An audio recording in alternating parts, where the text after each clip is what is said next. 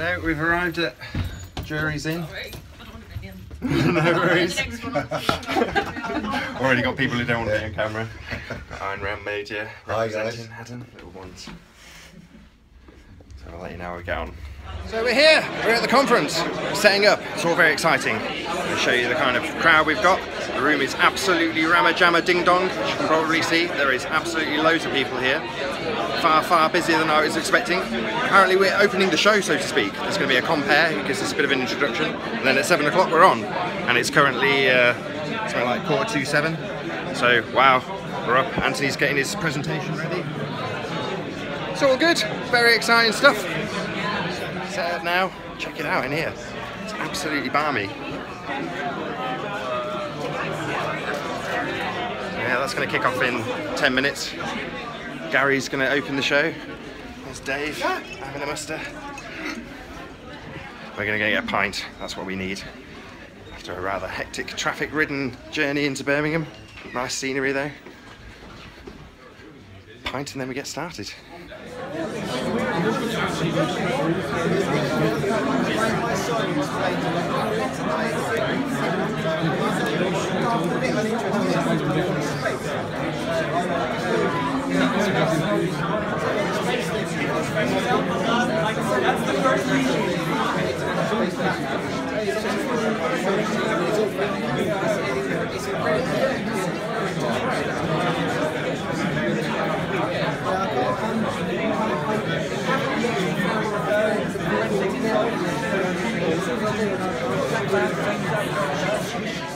Yes, thank you to Iru. He was there. Iru? Yeah, Iru. He's from Argentina. He's an amazing man. Honestly, I've got to say to you that you have to make a point of seeing this guy, even if you have to knock on his room at 3 o'clock in the morning. His room, I like that. Okay, in a minute, I'm actually going to introduce our special speakers. They're actually here as our surprise guests, even though it's now not a surprise. And they're going to talk about something that they've been working on for some time, which is actually new. So even though it's an addition to what you've already seen, what they're going to show you is, in my opinion, awesome stuff. Ask them, just mention it to them, and they make sure they airbrush you out. So they've been to the NASA School of Bullshit, so they're actually pretty good. But no, actually, the guys are good. Actually, I've been dealing with them. And actually, we've also got, oh God, I do apologise, from Esquire magazine, and I've got Mark Welding. He's actually going to write a 3,500 word piece. And what I've said to Mark is, all I ask is that you just tell the truth. How you see it is what you say. I don't want it doctored, but he's actually here. He's put in some effort to actually make sure that he's trying to learn. He's studying the Mark Sargent, he's spoken to other people.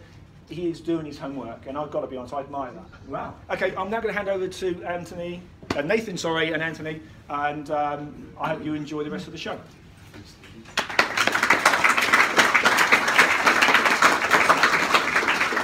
Well, firstly, a massive thank you to Gary. Obviously, this is overwhelming. Without further ado, Anthony Riley, ladies and gentlemen. The biggest thing I could find was 500 feet tall, Blackpool Tower. That's pretty much the biggest thing that I could find without going miles. So I thought, right, let's plug it into the curve calcs and see how far away I need to go before that thing disappears behind the so-called curve.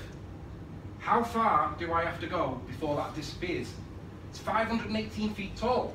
So when you're looking at the tip of the tower, the very tip of it below the flag point, 518 feet. And it goes right the way down to the floor for where the customer entrance is. It's not the tower itself, it's the tower plus the ballroom below it stands at 518 feet. I learned that when all the ballers started telling me I was lying. I've got Mick West in the bottom left-hand corner. I don't know if you can all see him, but Mick West is the guy from Metabunk, this little guy down here. He's the guy that created the website that they all cite from. I wanted to know where this reference came from, that they all got the site from, because it must be credible. And I found out that this guy, Mick West, he went to the same university that I went to in Manchester, but he now lives in America. That makes it a really small world, because the guy it's my university and he's gone the same place. We know that you can make things look daylight just by long exposure at night time. So ultimately, for me, it was like, well, let's go and see what we can see. First time I went and seen it, that's the tower that we got. Now obviously, if you look at how much is on show there, compared to how much is on show there, there's a significant difference. What's the cause? Is it bendy light? Maybe. Not likely at night time, but who's going to believe me? I've just come on the scene, it's my first go. Didn't know what to do. But what you can notice is that little light down at the bottom left-hand corner there is the love heart. It's lit up and it's bright, it's really bright, and it stands just above the ballroom, literally just above the ballroom. I won't go too much into it, but that ballroom there, that light just above the ballroom told me that I'm seeing a lot more than what I should be seeing, and it's not refraction, it's making it bend around the ball because there should be an obstruction in the way. Well, we're questioning that radius of the Earth. Until they can prove it, why should we even give it them? It doesn't make that much difference, but it's an adjustment mathematically that is based on absolutely nothing based other than assumption. Well, I don't want to give them an assumption, I want them to prove it. So until they prove it, they're not even having it. When we're testing our own evidence, we'll apply it because we want to see what they're going to come back with. But the real world is, there is no radius for them to base this on that they can prove. So we shouldn't be using that standard refraction nonsense. 7/6 of the radius of the Earth is described as being a standard atmospheric condition. It never happens. They admit that it never happens, but how valuable is it if it never happens? It happens like 1 frame a day. What use is that to us? It's ridiculous.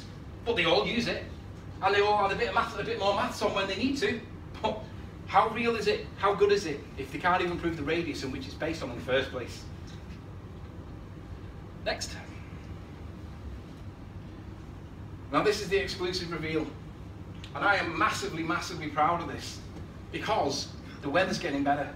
It wasn't perfect conditions for me. It wasn't great visibility. It wasn't even good for me to get. It was hard. I lay on my belly on the beach when the tide had gone out and the water around where the sand is now, the water was there 20 minutes ago, and I'm now laying on that wet sand, and I'm walking the dogs as well at the same time. There's people on the beach and wondering, what the hell is he doing? I'm laying on my belly looking into the nothing but fog. My partner's looking at me thinking, why are you on the floor? You're going to ruin your camera. And I'm sat there wondering, can I see it? Can I see it? Is it there? And this has only come about because the ballers have argued against me and said, get down to the beach and do it. I would never have gone down the beach. I know that there's a load of atmospheric nonsense at the horizon. I can't account for it or explain it, and I don't know what's going on. But in my head, I thought, I'm not going to see that from the beach because ultimately, it's on the horizon and I'm so low, there is atmospheric things going on at the horizon. None of us know what really is going on. We can all guess at it, we can look at it, we can interpret it our own way, but ultimately no one really knows. And in that respect, it's a bit like football. Everyone's got a view on it, and everyone is entitled to their view on it. And if you disagree with me, that's great. Tell me about it, we can talk about it. Who knows? As long as we all realise that it's not a ball, pretty much anything goes. So there's no rules on it either. I'm not going to dogmatically demand that everybody in the room accepts this as some kind of authority. I'm not. But what I can say is you can all repeat it with a camera. Bit of time, bit of weather conditions in your favour, clarity, nice bit of weather.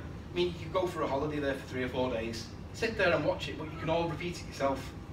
Can you do that with NASA stuff? Any of it? Not really. Can any of us go to space? No, I don't need to go on. But the point is, we can all do it. It's not that difficult to do, and most of us have a P900. So it's not been released to the general public yet. Tonight is the first time it's being seen publicly, things that I'm going to talk to you through. Now if you can see the floaty land, and you'll see it on the composite in a sec, this is it's only possible because the Earth's flat. There you can see the mountain called North Barul. One particular baller, protagonist, argues that logic and reason is the standard of proof. I don't accept logic and reason, I accept the evidence.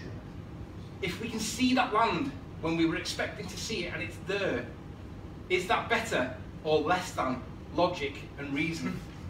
It's proof. It's actual real world, and you can all do it. That's what they tell us is the evidence for what we should accept to be true.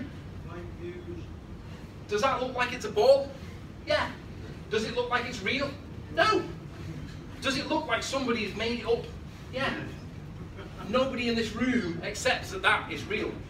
Yes? I think Matthew Boylan broke this kind of up, didn't he? Yeah, Matt Boylan. Is it a painting or is it a photo? Do you actually understand that? And look at his answer. You can in maths. 7/6 I understand the maths, but you can do it. So is that really what was going on here? Is this like maths is the proof of the world that we live in? Because maths works out if you make the sum. Well, I will owe you 2 apples. Yeah, you can owe me 2 apples, but I've still not got them. My actual point was, you can only do it in maths. You can't do it in the real world, which is essentially the whole point of this standard refraction nonsense that's based on a radius of the Earth that they can't prove. But count for it. They can't prove it. That's me done for the evening. I'm going to hand you over to Nathan.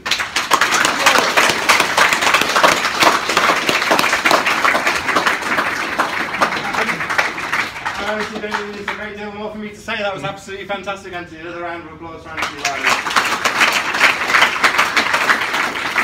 And then you can hear more from Anthony on my debate channel, which is Nathan Oakley 1980. We run daily at 2, so check out Anthony and his arguments with the ballers, which are extensive, I can assure you. Thanks very much. I don't know what's next, but yeah, hopefully we'll find out shortly. Over to Gary.